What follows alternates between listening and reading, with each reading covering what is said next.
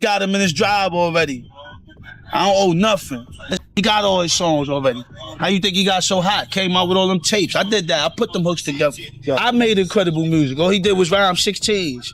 Well, you know, I made incredible. I made the hooks. I made the melodies. Yeah. I made the shit, dog. I'm the man. I banged it just enough to get my room so I could ram his shit up, ram it up his ass. Right? My window was there. He tried to grab me.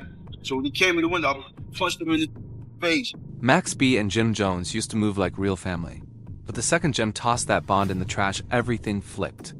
That moment turned Max from the hit-making backbone of the crew into the one nightmare Jim never thought he'd have to outrun. The streets say once Max felt betrayed. He stopped showing mercy, and Harlem felt every bit of that pressure. From rumors of him taking Jim's girl to wrecking his ride and turning Uptown into a battleground just to get at him, Max wasn't playing any games. Every move he made felt personal, loud and straight from a man who had nothing left to lose. Let's break it all down. Charlie Wingate grew up in Harlem, right inside the raw concrete of the Abraham Lincoln projects, where survival wasn't a lifestyle choice, it was mandatory. So Jim Jones, compare the names. Look, Max Bigelow, Jim Jones. That don't even add up. That's not on my level, man. My name is Max B, aka Max Bigelow. We know Bigelow stands for Big Jig and Pac, right? But where did the name... Big Jig and Machiavelli, baby. Yeah. Big Jig and Machiavelli. His mother struggled heavy with addiction and kept bouncing in and out of prison. Leaving his grandmother to hold the family together, she gave him structure, but the streets still stayed close enough to whisper in his ear every day. Before the world knew the wavy legend, Charlie found his early voice in the boys' choir of Harlem, where he learned how to stretch notes and bend melodies like nobody else. That's where his smooth, lazy, melodic delivery started, the same sound that later had the whole East Coast trying to copy his wave. But even that music couldn't shield him from everything happening around him. By 18, Charlie had already walked down the wrong path, and in 1997 he got arrested on robbery charges that sent him away for close to 8 years. Prison didn't crush him, it rebuilt him. When he stepped out in 2005, he came out with sharper instincts, a colder heart, and a new identity that matched everything he survived.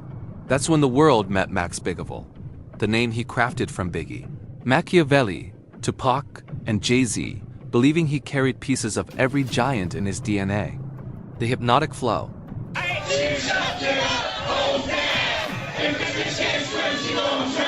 boyfriend Charlie Wingate, aka Max B, a rapper, about the men's money. Then Wingate reaches out to this man, Calvin Leardom. the wounded honesty, the confidence of a man who lived it all. Max felt like the perfect blend of every legend he admired. The moment Max came home, Harlem was already on fire. Dipset was controlling the scene. Cameron and Jim Jones had the culture in a chokehold. And the Uptown energy was wild. Max reconnected with Cam, and through Cam he linked with Jim Jones, eventually signing to Jim's Bird Gang label, ready to shake the whole city. This wasn't just music, this was destiny in motion.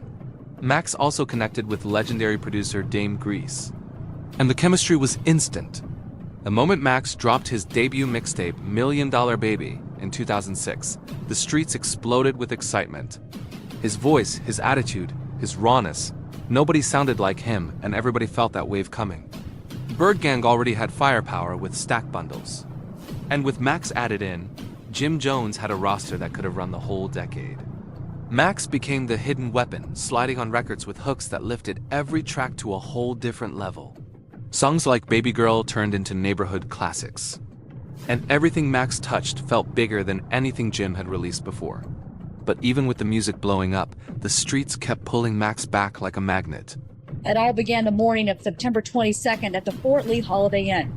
Police are called there after a man is shot to death. The victim, David Taylor from Florida, was staying in room 227.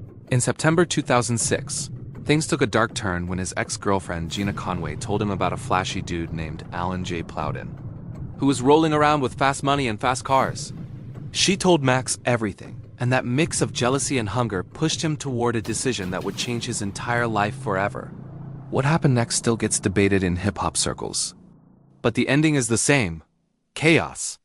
Prosecutors claimed Max never pulled the trigger or walked into the room, but they called him the mastermind behind everything. Gina Conway, who was juggling dealing and dancing at the time, told the courtroom that Max sent her and his stepbrother Kelvin Leardam Sims to hit Plowden's hotel room in New Jersey for cash. And that's where everything spiraled. The plan was supposed to be simple: wait until Plowden was out partying, then run in, grab the money, and bounce. But Gina and Sims spent hours getting lost, missing exits, wasting time until the whole thing fell apart.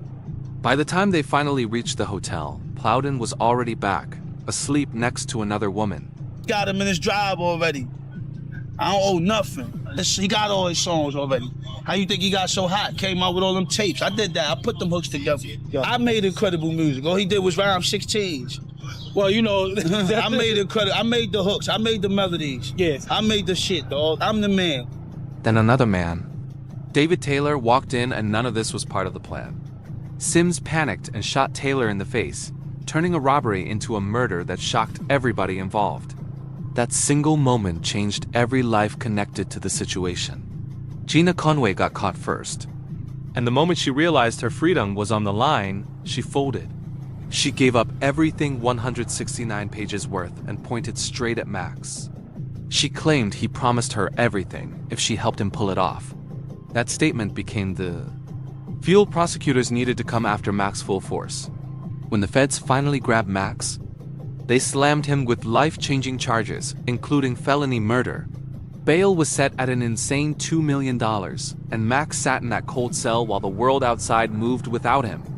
For him, time froze, but for everyone else, the music world kept spinning louder than ever. Jim Jones, the man Max believed would hold him down, turned into a superstar overnight with We Fly High ballin'. I banged it just enough to get my room so I could ram it up his. Right? My window was there. He tried to grab it. So when he came in the window, I punched him in his face. The biggest hit of his life.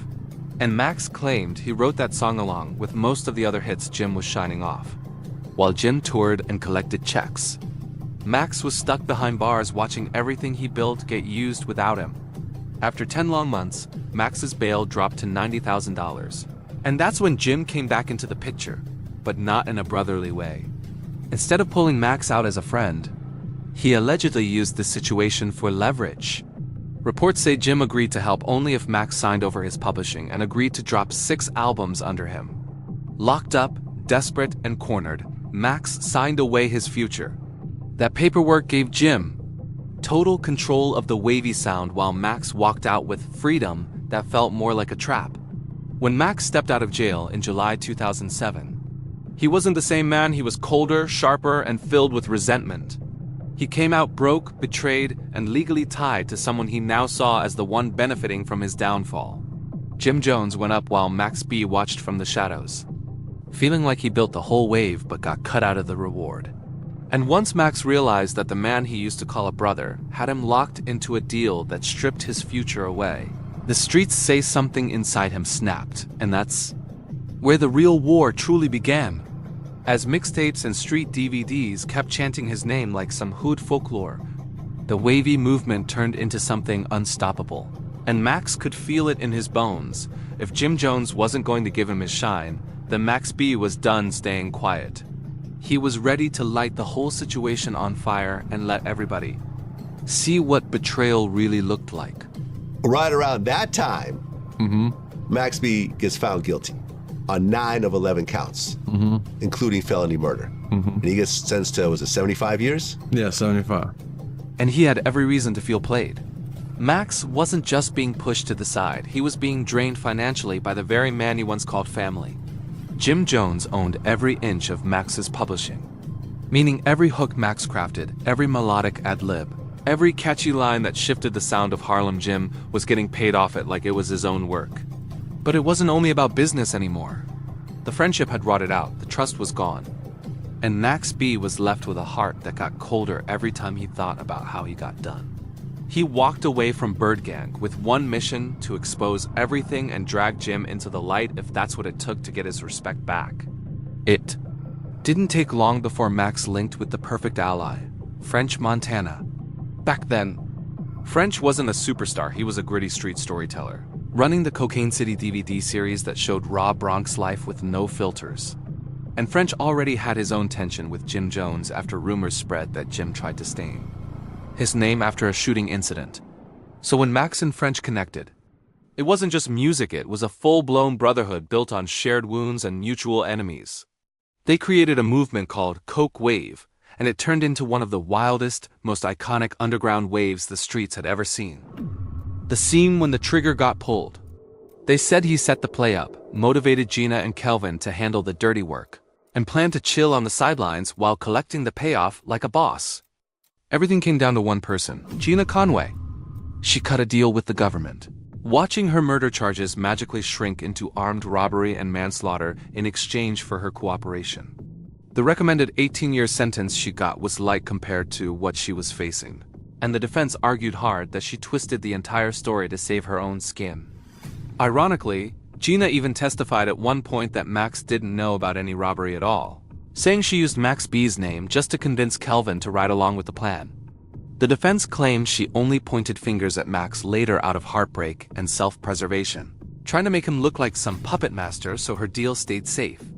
But the jury wasn't having any of it. On September 3, 2009, Max B was sentenced to 75 years in prison parole. Eligibility set for 2042, and it felt like the whole city went silent.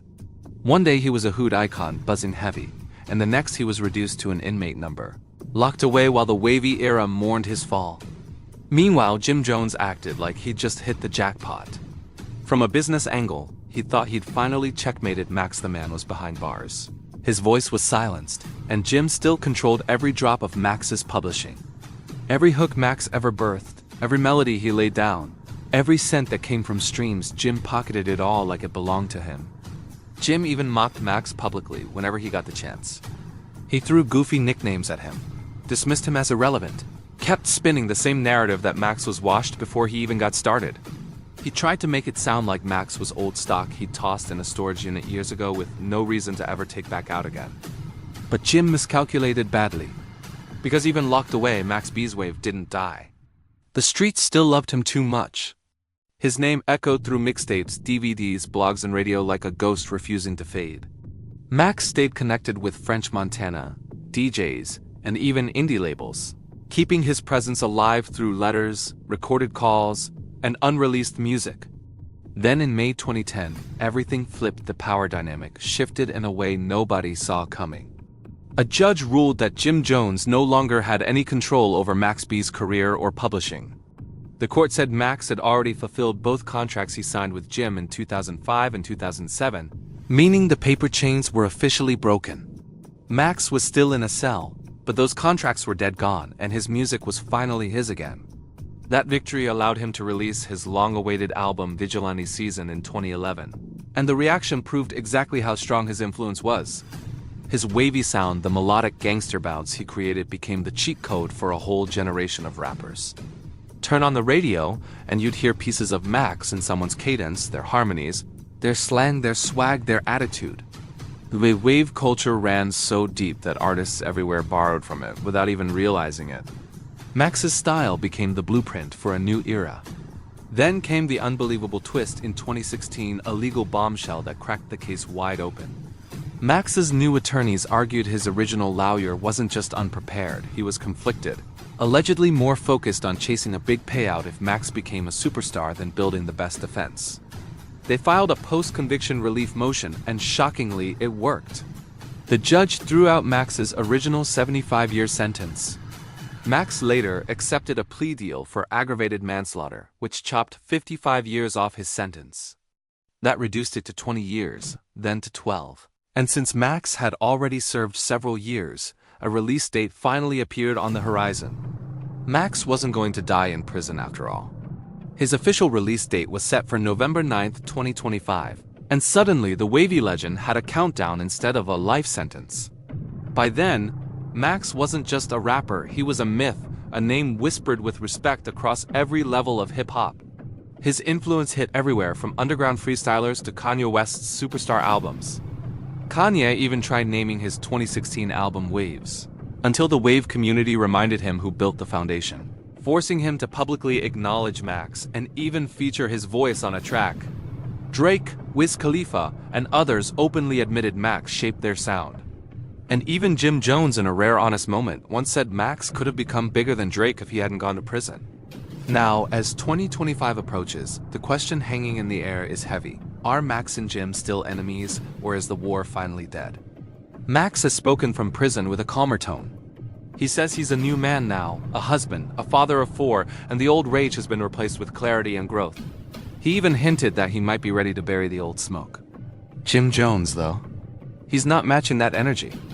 Even though he and French Montana rebuilt their friendship and dropped music together in 2023, Jim made it clear Max is still a different situation. He said he doesn't wish Max harm, but he's not trying to get cozy either. Max knew the industry wasn't going to hand him anything after everything got twisted behind the scenes. He didn't own his publishing. He didn't have a label backing him, but he still had the one thing nobody could take, a voice the streets trusted, and a talent that couldn't be silenced. So he went independent in the rawest way possible. He started dropping his music for free, letting the people hear exactly what the label tried to bury. But these weren't just songs, they were shots. Max aimed straight at Jim and anyone connected to him, and the streets were locked in every time he spoke. That's when he dropped Public Domain 3, the first major jab of many. The cover itself was disrespectful art Max standing in a graveyard with tombstones labeled Millie, Jim Jones, and Vanilli Joel Santana, comparing them to Milli Vanilli, the group famously accused of lip-syncing. Max felt they were riding off a wave he created and pretending it was theirs, and he wanted the whole world to laugh at them for it. Then he hit them with tracks like Lip Singing and I Know Them Dudes Need Me, spitting lines like I was giving them the loots but them dudes done blew it. He was ripping the whole Bird Gang front to back. And Max didn't stop at music, he went at reputations, personal lives, everything that held Jim Jones together publicly. One of the most explosive moments came when Max dropped the track She Touched It in Miami, where he claimed Jim's longtime partner Chrissy Lampkin had been with him in intimate ways. He rapped the now infamous line about Chrissy, and Max laughed through the track like he knew it would shake the whole city. Jim Jones was blindsided. He tried denying everything, tried acting like Max was some washed-up artist who never made it off the shelf. He even said Max didn't write We Fly High, but the streets weren't buying it. Max's voice floated all over the early reference tracks, and soon people started questioning Jim's whole role in Dipset's success. Max moved like he really wanted war. He even claimed that Jim tried to ambush him one day by blocking his car in a parking lot, but Max said he saw the setup coming, rammed Jim's Bentley, and got a few punches in before speeding off. It sounded crazy, but Max proudly showed off the dents in his own car like they were victory marks. French Montana and others backed his story too, and the legend only grew louder through the streets. Then came November 2008, when Max and French pulled up to the Manhattan building where Jim was recording. They walked in deep, making it clear that the city wasn't big enough for both sides. Max later said Jim called the cops, which only added more smoke. Around that same time, their crews clashed at a Brooklyn club, turning the place into a full-on brawl with chairs flying and K9 units rushing in. It was pure chaos, but that's how real the beef had gotten. There was no turning back. By the time the dust settled, Max B hadn't just dissed Jim Jones, he turned him into a running joke in the streets. Max became a cult legend, the kind of artist whose music didn't need a label checking boxes. Even trapped in contracts designed to keep him boxed in, he still found a way to leave a mark too deep to erase. But while the beef with Jim kept spreading through New York like wildfire, Max B was also walking into the biggest fight of his entire life, a criminal trial that threatened to bury everything he worked for. On June 9, 2009, Max walked into the Bergen County Courthouse with his head high, cameras rolling and that signature wavy confidence in his stride. His legal team was talking strong, claiming they tore the prosecution's key witness apart during cross-examination. That witness was Gina Conway, the same woman at the center of the entire case, who testified against Max and Kelvin in exchange for a reduced sentence. Max's lawyer said she was bitter and twisting the story to save herself. But a courtroom isn't the streets. You don't win with swagger and personality. When the jury came back, every dream Max had of clearing his name collapsed in one moment. Max was found guilty on 9 out of 11 counts, including armed robbery, conspiracy, aggravated assault, and felony murder. The prosecution painted Max as the mastermind, like it was a Hollywood script, claiming he orchestrated the whole robbery from the shadows, even though he wasn't anywhere near.